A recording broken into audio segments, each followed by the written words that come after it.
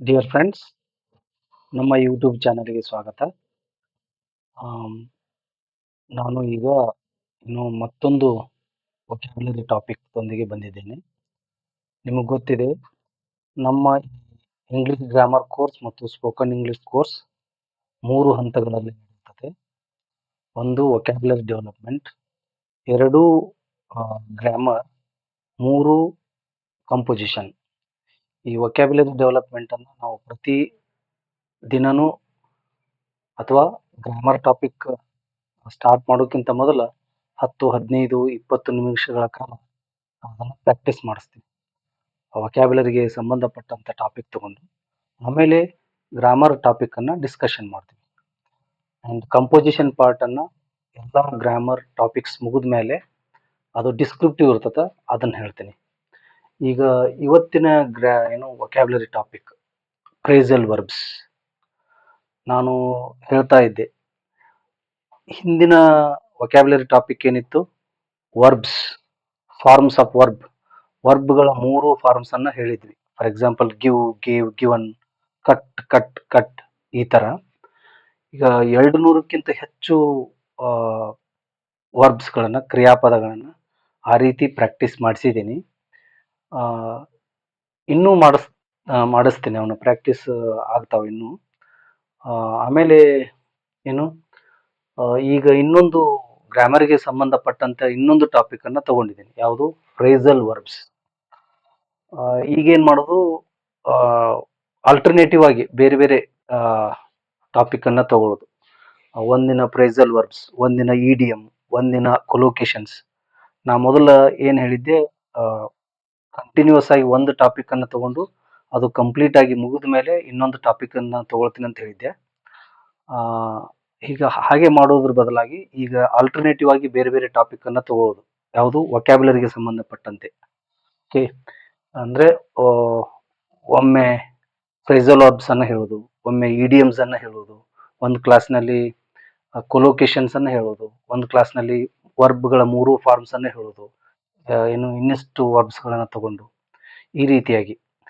ಈಗ ನಾನು phrasal verbs ಅನ್ನ ತಗೊಂಡಿನಿ.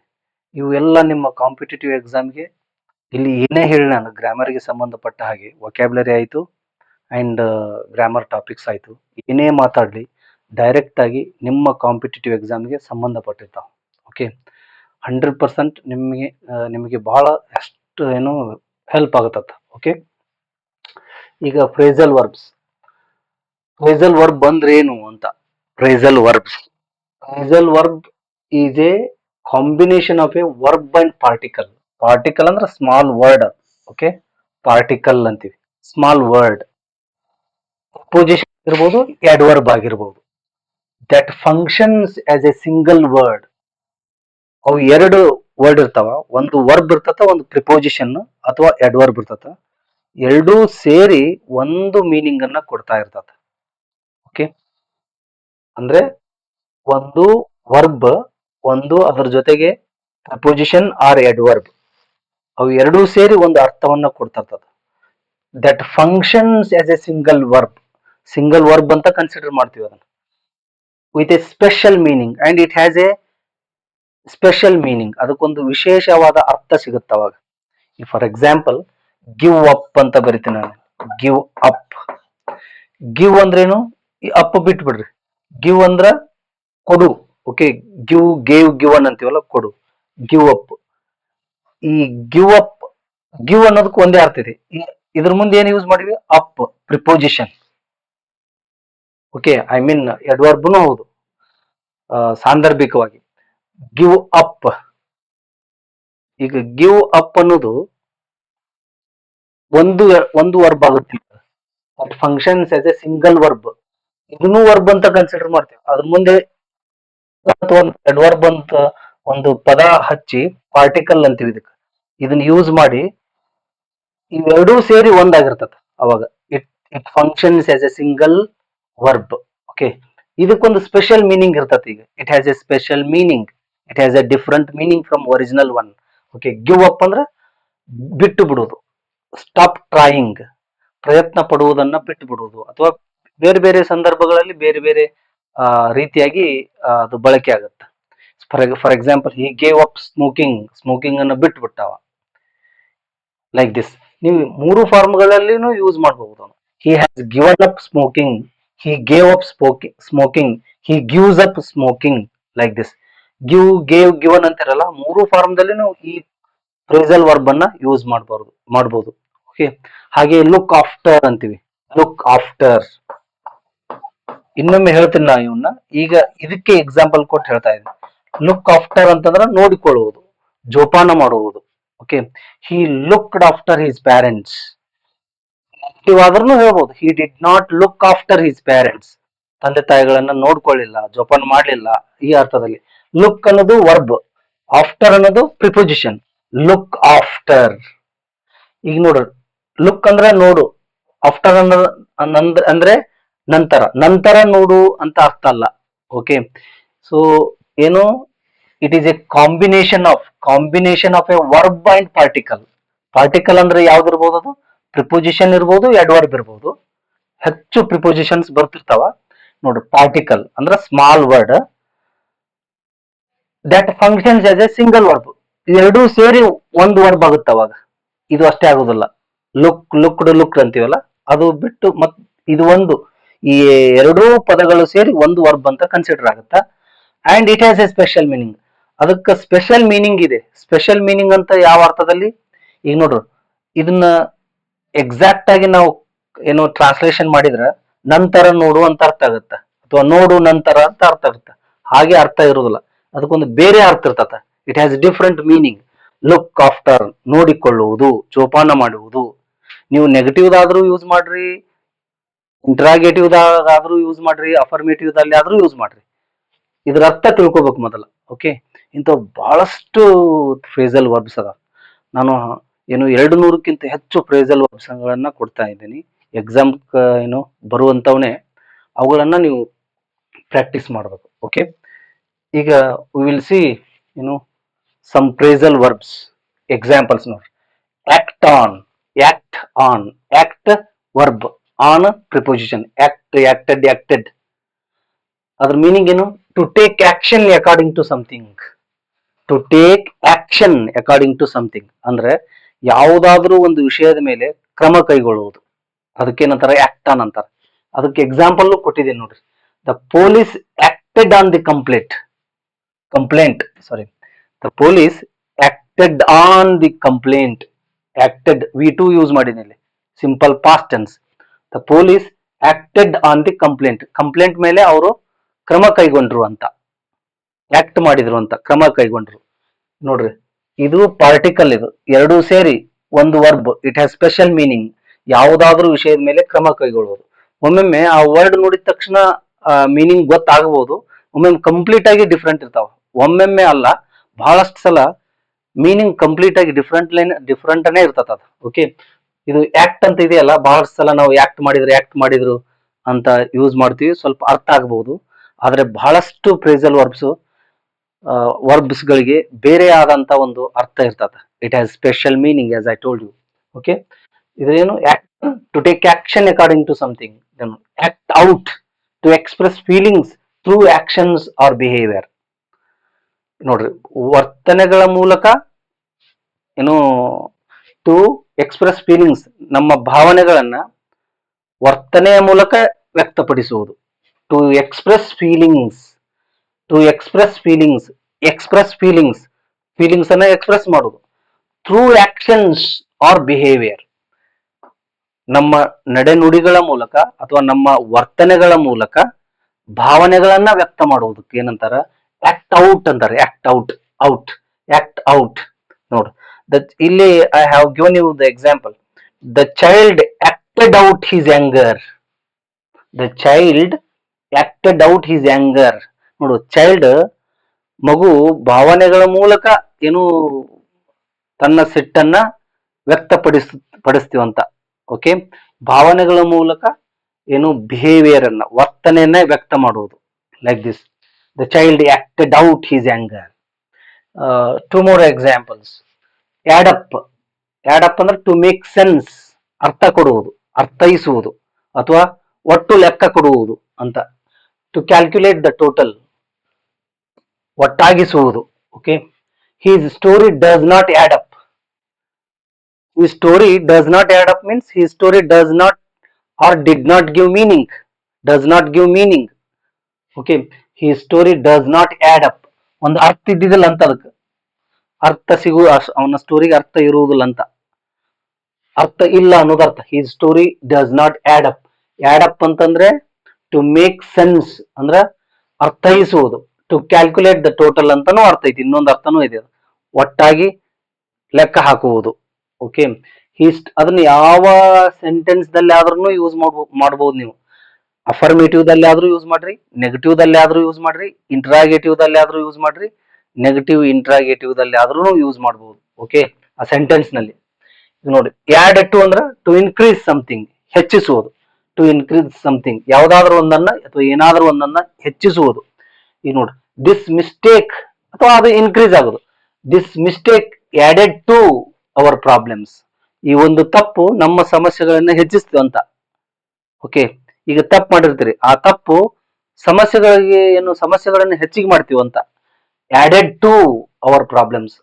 ಆಡ್ ಅಂತೀವಿ ನೋಡ್ರಿ, ಆಡ್ ಅಂದ್ರೆ ಪ್ಲಸ್ ಮಾಡೋದು. Okay, this mistake added to our problems. add to, like this. Okay, let us see the meaning. Act on, to take action according to something. Act out, to express feelings through actions or behavior. And add up, to make sense or to calculate the total. Add to increase something. Okay, ಈ ರೀತಿಯಾಗಿ ಬಹಳಷ್ಟು phrasal verbs ಗಳು ಅದಾವ, thousands ಟುಗೆದರ್ಸ್ ಅದಾವ, together ಅದಾವ. ಹಿಂಗಾಗಿ ನೀವು ಇವುಗಳನ್ನು ಪ್ರಾಕ್ಟೀಸ್ ಮಾಡಲೇಬೇಕು. ಈಗ ಸೆಂಟೆನ್ಸ್ ನಲ್ಲಿ ನೀವು ಅವುಗಳನ್ನು ಯೂಸ್ ಮಾಡಿದ್ರೆ ನಿಮ್ಗೆ ಹೆಚ್ಚು ಅನುಕೂಲ ಆಗುತ್ತೆ. ಅಂದ್ರೆ ನೆನಪಿನಲ್ಲಿ ಉಳಿತತ, ಇಲ್ಲದೇ ಇದ್ರೆ ನೆನಪಿನಲ್ಲಿ ಉಳಿದಿಲ್ಲ. ಇದು ಒಂದೇ ಸಬ್ಜೆಕ್ಟ್ ಅಲ್ಲಲ್ಲ, ಒಂದೇ ಟಾಪಿಕ್ ಅಲ್ಲಲ್ಲ, ಬಹಳಷ್ಟು ಟಾಪಿಕ್ಸ್ಗಳು ಇರ್ತಾವ. ನಾನು ಮೊದಲೇ ಹೇಳಿದೆ, ನಾನು ಡೈಲಿ ಒಂದೊಂದು ಟಾಪಿಕ್, ಬೇರೆ ಬೇರೆ ಟಾಪಿಕ್ ಅನ್ನ ತಗೊಳ್ತಾ ಹೋಗ್ತೀನಿ. ಓಕೆ, ಒಂದಿನ ಫ್ರೇಸಲ್ ವರ್ಬ್ಸ್, ಅಥವಾ ಒಂದು ಕ್ಲಾಸ್ನಲ್ಲಿ ಕೊಲೋಕೇಶನ್ಸ್, ಒಂದು ಕ್ಲಾಸ್ನಲ್ಲಿ ಇಡಿಯಮ್ಸ್, ಒಂದು ಕ್ಲಾಸ್ನಲ್ಲಿ ವರ್ಬ್ಸ್, ಒಂದು ಕ್ಲಾಸ್ನಲ್ಲಿ ಈ antonyms, synonyms, one word substitution, ಈ ತರ ಆಲ್ಟರ್ನೇಟಿವ್ ಆಗಿ ತಗೊಳ್ತಾ ಹೋಗ್ತೀನಿ. Okay, this is today's vocabulary ಡೆವಲಪ್ಮೆಂಟ್ಗೆ ಸಂಬಂಧಪಟ್ಟಂತ ಟಾಪಿಕ್. ಈಗ grammar, past continuous tense. we were doing this one, past continuous tense. past continuous tense ಅಂದ್ರೆ ಏನು? ಒಂದು ಕ್ರಿಯೆ ಭೂತಕಾಲದಲ್ಲಿ ನಡೆಯುತ್ತಿತ್ತು, ನಿರ್ದಿಷ್ಟ ಸಮಯದಲ್ಲಿ ನಡೆಯುತ್ತಿತ್ತು ಅಂತ ಹೇಳುವಂತ ಸಂದರ್ಭವನ್ನ, ಏನು ವಾಕ್ಯಗಳನ್ನ ಬಳಸ್ತೀವಲ್ಲ ನಾವು, ಅವುಗಳಿಗೆ ಪಾಸ್ಟ್ ಕಂಟಿನ್ಯೂಸ್ ಸೆಂಟೆನ್ಸ್ ಅಂತ ಕರಿತೀವಿ.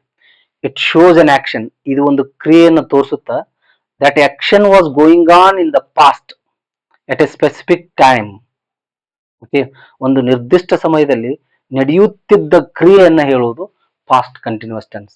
ಈಗಾಗಲೇ ಅದರದ್ದು ಡಿಟೇಲ್ ಆಗಿ ಎಕ್ಸಾಂಪಲ್ ಅನ್ನು ಕೊಟ್ಟು ಅಥವಾ ಅದರದ್ದು ಡೆಫಿನಿಷನ್ ಅನ್ನು ಕೊಟ್ಟು 4 ಸೆಂಟೆನ್ಸ್ ಗಳನ್ನ ಒಂದು ಕ್ಲಾಸ್ನಲ್ಲಿ ಹೇಳಿದ್ದೀನಿ, 2 ಕ್ಲಾಸ್ನಲ್ಲಿ ಹೇಳಿದ್ದೀನಿ.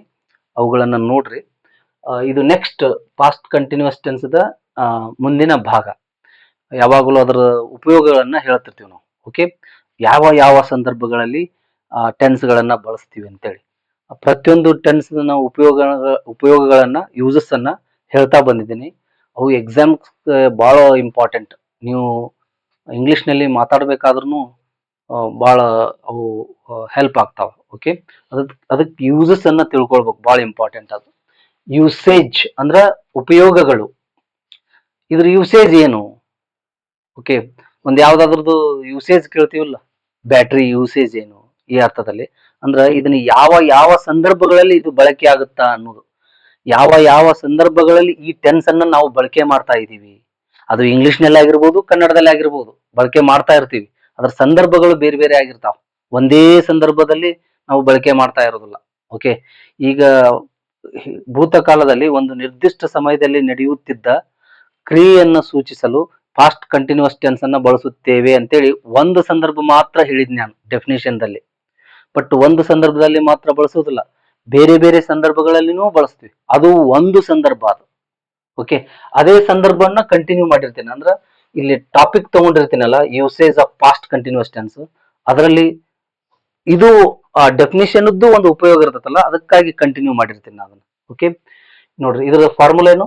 Subject, helping verb, V1, ING, object.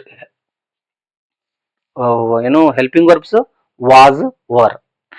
ಈಗಾಗಲೇ ನಾವು ಏನು present tense, simple present tense, present continuous tense, present perfect tense, present perfect continuous tense, past tense, past continuous tense, simple past tense, past continuous tense, ಇಲ್ಲಿವರೆಗೂ ಬಂದಿದ್ದೀವಿ ಈಗ. Okay, present tense to be form ಯಾವ? Am, is, are. Simple present tense do, does. Present continuous tense am, is, are. Present perfect tense have, has. Present perfect continuous tense have and has, same. Past tense was, were. Simple past tense did ಒಂದೇ. Past continuous tense was, were. Okay, only present tense ಅದು to be form am, is, are. ಇಲ್ಲಿ to be form ಅಂತ ಕರಿಬೇಕು ಅವಕ್ಕ. ಯಾಕಂತಂದ್ರೆ ಅವು ಇರುವಿಕೆಯನ್ನ ಮಾತ್ರ ಸೂಚಿಸ್ತಾವ. ಒಂದು ಸಬ್ಜೆಕ್ಟ್ ಏನಿದೆ, ಹೇಗಿದೆ, ಎಲ್ಲಿದೆ ಅನ್ನೋದನ್ನ ಮಾತ್ರ ಸೂಚಿಸ್ತಾವ. ಅದಕ್ಕಾಗಿ ಅವುಗಳಿಗೆ ಟು ಬಿ ಫಾರ್ಮ್ಸ್ ಅಂತ ಹೇಳ್ಬೇಕು. Am, is, are. Simple present tense do, does. Past continuous tense ದಲ್ಲಿನೂ ಆಮ್, ಈಸ್, ಆರ್. ಯಾಕಂದ್ರೆ ಅವು ಹೆಲ್ಪಿಂಗ್ ವರ್ಬ್ಸ್ ಗೆ ಹೆಲ್ಪ್ ಮಾಡಕ್ ಬಂದಿರ್ತಾವ. ಅಲ್ಲಿ ಹೆಲ್ಪಿಂಗ್ ವರ್ಬ್ಸ್ ಮುಂದೆ ವರ್ಬ್ ಇರ್ತತ, ಆಮ್, ಈಸ್, ಆರ್ ಮುಂದೆ ವರ್ಬ್ ಇರ್ತತ. ಇಲ್ಲಿ ಇರುವುದಿಲ್ಲ, ಓನ್ಲಿ ಪ್ರೆಸೆಂಟ್ ಟೆನ್ಸ್ ದಲ್ಲಿ ಇರುವುದಿಲ್ಲ. Have, has present perfect tense. Present perfect continuous tense have, has. ಇಲ್ಲಿ ಪ್ರೆಸೆಂಟ್ ಪರ್ಫೆಕ್ಟ್ ಕಂಟಿನ್ಯೂಸ್ ಟೆನ್ಸ್ ಮುಂದೆ ಹ್ಯಾವ್ ಬೀನ್, ಹ್ಯಾಸ್ ಬೀನ್ ಅಂದ್ರೆ ಬೀನ್ ಅನ್ನೋ ಪದವನ್ನ ಬಳಸ್ತೀವಿ. ಯಾಕಂದ್ರೆ ಅದು ಇಟ್ ಶೋಸ್ ಕಂಟಿನ್ಯೂಸ್. ಓಕೆ, ಬಹಳಷ್ಟು ಸಮಯದ ಹಿಂದೆ ಒಂದು ಕ್ರಿಯೆ ನಡೆಯುತ್ತಿದೆ ಅನ್ನುವಂತ ಹೇಳುವಂತ ಸಂದರ್ಭದಲ್ಲಿ ಬಂದಂತ ಪದ ಅದು. Okay, been. ಈಗ ಓನ್ಲಿ ಪಾಸ್ಟ್ ಟೆನ್ಸ್ ಅದು ವಾಸ್, ವರ್. ಅವು to be forms. Only present tense ಅದು to be form am, is, are. Only past ಅದು to be forms was, were. Simple past tense ಅದು did. For all subjects did is used. Past continuous tense ಅದು was, were. ಈಗ ನೋಡ್ರಿ, ಈ past continuous tense ಅನ್ನ ಎಲ್ಲಿ use ಮಾಡ್ತೀವಿ? ಇದೇ ಟೈಟಲ್ ಸೂಚಿಸುತ್ತೆ ನೋಡ್ರಿ, ಪಾಸ್ಟ್ ಕಂಟಿನ್ಯೂಸ್ ಟೆನ್ಸ್. ಭೂತಕಾಲದಲ್ಲಿ ಒಂದು ಕ್ರಿಯೆ ನಡೆಯುತ್ತಿರುವ ಕಾಲವನ್ನ ಸೂಚಿಸುವುದು. ಒಂದು ಕ್ರಿಯೆ ಭೂತಕಾಲದಲ್ಲಿ ನಡೀತಿರ್ತದೆ. ಓಕೆ, ಭೂತಕಾಲದಲ್ಲಿ ನಡೆಯುತ್ತಿದ್ದ ಒಂದು ಕ್ರಿಯೆಯನ್ನ ಸೂಚಿಸುವುದು ಪಾಸ್ಟ್ ಕಂಟಿನ್ಯೂಸ್ ಟೆನ್ಸ್. ಕಂಟಿನ್ಯೂಸ್, ನಿರಂತರವಾಗಿ, ಆ ಅರ್ಥದಲ್ಲಿ. ಈಗ ನೋಡ್ರಿ, ಎಲ್ಲಿ ಯೂಸ್ ಮಾಡ್ತೀವಿ ಅದನ್ನ? It shows an action. ಒಂದು ಆಕ್ಷನ್ ಅನ್ನ ಸೂಚಿಸುತ್ತದೆ, ಇಂಡಿಕೇಟ್ ಮಾಡುತ್ತೆ, ತೋರಿಸುತ್ತೆ. Happening at a specific time in the past. ಅದು ಆಕ್ಷನ್ ಯಾವಾಗ ನಡೀತಿರ್ತದ? ಒಂದು ಸ್ಪೆಸಿಫಿಕ್ ಟೈಮ್ ದಲ್ಲಿ, ಭೂತಕಾಲದಲ್ಲಿ ಒಂದು ಸ್ಪೆಸಿಫಿಕ್ ಟೈಮ್ ದಲ್ಲಿ. ನಿನ್ನೆ ಆಗಿರ್ಬೋದು, ನಿನ್ನೆ 8 ಗಂಟೆಗೆ ಆಗಿರ್ಬೋದು, ಇವತ್ತು ಬೆಳಿಗ್ಗೆ ಆಗಿರ್ಬೋದು. ಓಕೆ, 2 ವರ್ಷದ ಹಿಂದೆ ಆಗಿರ್ಬೋದು, 4 ತಿಂಗಳ ಹಿಂದೆ ಆಗಿರ್ಬೋದು, 3 ದಿನದ ಹಿಂದೆ ಆಗಿರ್ಬೋದು. ಇಂಥ ಸ್ಪೆಸಿಫಿಕ್ ಟೈಮ್ ಅನ್ನ ಸೂಚಿಸ್ತದ. ಆ ಸ್ಪೆಸಿಫಿಕ್ ಟೈಮ್ ದಲ್ಲಿ ಕ್ರಿಯೆ ನಡೀತಾನ ಇರ್ತದ. ಈಗ ನಡೀತಾ ಇರೋದು present continuous tense. We were learning English grammar. ನಾವು ಇಂಗ್ಲಿಷ್ ಗ್ರಾಮರ್ ಅನ್ನು ಕಲಿಯುತ್ತಿದ್ದೆವು. ಈಗ ನಡೀತಿರೋದು we are learning English grammar. ನಾವು ಈಗ ಇಂಗ್ಲಿಷ್ ಗ್ರಾಮರ್ ಅನ್ನ ಕಲಿಯುತ್ತಿದ್ದೇವೆ. Okay, we were learning English grammar. ನಾವು ಇಂಗ್ಲಿಷ್ ಗ್ರಾಮರ್ ಅನ್ನ ಕಲಿಯುತ್ತಿದ್ದೆವು. ಅದಕ್ಕೆ ಎಸ್ಟರ್ಡೇ ಆಡ್ ಮಾಡ್ತೀನಿ ನೋಡ್ರಿ. ಆಗಲೇ ಈ ಏನು ಕನ್ನಡದಲ್ಲಿ ಈಗ ಅಂತ ನಾನು ಏನು ಪಾಸ್ಟ್ ಟೆನ್ಸ್ ದಲ್ಲಿ ಈಗ, ಪಾಸ್ಟ್ ಕಂಟಿನ್ಯೂಸ್ ಟೆನ್ಸ್ ದಲ್ಲಿ ಈಗ ಅಂತ ಬರುದಿಲ್ಲ. ಈಗ ನೋಡ್ರಿ, we were learning English grammar yesterday. ನಾವು ನಿನ್ನೆ ಇಂಗ್ಲಿಷ್ ಗ್ರಾಮರ್ ಅನ್ನು ಕಲಿಯುತ್ತಿದ್ದೆವು. We are learning English grammar now. ನಾವು ಈಗ ಇಂಗ್ಲಿಷ್ ಗ್ರಾಮರ್ ಅನ್ನು ಕಲಿಯುತ್ತಿದ್ದೇವೆ. ಕಲಿಯುತ್ತಿದ್ದೆವು, ಕಲಿಯುತ್ತಿದ್ದೇವೆ. ಕಲಿಯುತ್ತಿದ್ದೇವೆ, action is going on now. ಕಲಿಯುತ್ತಿದ್ದೆವು, action is going on at a specific time in the past, means yesterday. Okay, we were learning English grammar yesterday. ನಿನ್ನೆ English grammar ಕಲಿಯುವಂತ ಕ್ರಿಯೆ ನಡೀತಾ ಇತ್ತು. ಪ್ರೆಸೆಂಟ್ ಕಂಟಿನ್ಯೂಸ್ ಟೆನ್ಸ್, ಈಗ ಇಂಗ್ಲಿಷ್ ಗ್ರಾಮರ್ ಕಲಿಯುವಂತ ಕ್ರಿಯೆ ನಡೀತಾ ಇದೆ. Present continuous tense. ಓಕೆ, ಈಗ ನೋಡ್ರಿ, this it shows an action happening ಅಂದ್ರೆ continuing at a specific time. ಒಂದು ಸ್ಪೆಸಿಫಿಕ್ ಟೈಮ್ ದಲ್ಲಿ ಕಂಟಿನ್ಯೂ ಆಗ್ತಿರ್ತದ. Time in the past. ಯಾವಾಗ? In the past. In the past ಅಂದ್ರ 2 days ago, last year, last night, this morning, this evening, this afternoon, yesterday, like this. Okay, 2 weeks ago, 2 weeks before, like this. ಈಗ I have given example. I was studying at 8 p.m. yesterday. ನೋಡ್ರಿ, ನಾನು ಅಭ್ಯಾಸ ಮಾಡುತ್ತಿದ್ದೆ ಯಾವಾಗ? 8 p.m. yesterday, ನಿನ್ನೆ 8 p.m. 8 ಗಂಟೆಗೆ ಅಭ್ಯಾಸ ಮಾಡುತ್ತಿದ್ದೆನು. Okay, ನೋಡ್ರಿ, ನಾನು ನಿನ್ನೆ 8 ಗಂಟೆಗೆ ಅಭ್ಯಾಸ ಮಾಡುತ್ತಿದ್ದೆನು. ತಿದ್ದೆನು ಅಂತ ತೋರ್ಸುತ್ತೆ ನೋಡ್ರಿ. ತಿದ್ದೆನು ಅಂದಾಗ ಕ್ರಿಯೆ ಒಂದು ಸ್ಪೆಸಿಫಿಕ್ ಟೈಮ್ದಲ್ಲಿ ನಡೀತಾ ಇತ್ತು ಅನ್ನುವುದು ಅರ್ಥ. ಓಕೆ, ಕನ್ನಡದಲ್ಲಿ ತಿದ್ದೆನು, ಹೋಗುತ್ತಿದ್ದೆನು, ಬರುತ್ತಿದ್ದೆನು, ಊಟ ಮಾಡುತ್ತಿದ್ದೆನು, ಈ ತರ ಮಾತಾಡ್ತಿರ್ತೀವಿ. ಅದನ್ನೇ ನೆಗೆಟಿವ್ ಮಾಡೋದು. ಕಲಿಯುತ್ತಿದ್ದೆನು, ಕಲಿಯುತ್ತಿದ್ದಿಲ್ಲ, ಕಲಿಯುತ್ತಿದ್ದೇನೆ, ಕಲಿಯುತ್ತಿದ್ದಿಲ್ಲವೇ. ಈ ಪಾಸ್ಟ್ ಕಂಟಿನ್ಯೂಸ್ ಟೆನ್ಸ್ ದಲ್ಲಿ ಮಾತಾಡ್ತಾ ಇದ್ರ ಇದೇ 4 ಪ್ರತ್ಯಯಗಳ ಬರವಂಗೆನೆ ಮಾತ್ರ ಮಾತಾಡ್ತದೆ. ಮತ್ತೆ ಬೇರೆ ಯಾವ ಟೆನ್ಸ್ ಅನ್ನು ಯೂಸ್ ಮಾಡೋದಿಲ್ಲ. ಅಂದ್ರೆ ಈ ಪಾಸ್ಟ್ ಕಂಟಿನ್ಯೂಸ್ ಟೆನ್ಸ್ ಅನ್ನ ಬಳಕೆ ಮಾಡ್ತಾ ಇದ್ರ ಇವೇ 4 ಸೆಂಟೆನ್ಸ್ ಗಳಲ್ಲಿ ಮಾತಾಡ್ತಿರ್ತೀರಿ. ನಾಟ್ ಟೆನ್ಸ್, 4 ಸೆಂಟೆನ್ಸ್ ಗಳಲ್ಲೇನೆ ಮಾತಾಡ್ತಿರ್ತೀರಿ.